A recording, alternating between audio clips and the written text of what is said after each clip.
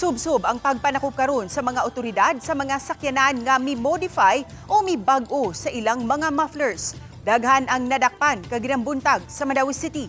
Ang detalye ni Nico Sereno. Daling gipangkarga sa sakyanan sa Traffic Enforcement Agency of Mandaue Contim kining ipang-impound nga mga motorsiklo. Human sa operasyon kaganihang buntag sa Maydan AC Cortez, Barangay Look. Parte unta kini sa training para sa mga LTO deputized enforcers sa Mandaue. Pero kay daghang nangagi nga mga motor nga nagamit og modified mufflers maong gipangdakop og natikitan. TOP o Temporary Operator's Permit ang gi-issue dungan sa pagkumpiskar sa motorsiklo. Pero wala hinuon kuhaa ang lisensya sa driver.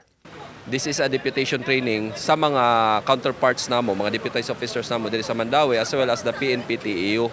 It just so happen nga, of course, appeal man ni sa nga violations na labyan, among gipang-apprehend.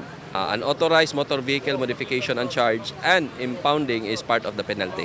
First ni namo nga operation paraan ni nya nindot sad og resulta.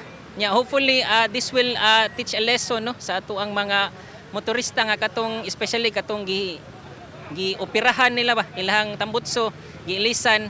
So balik nilang gyud sa inyong sa stock pipe ninyo.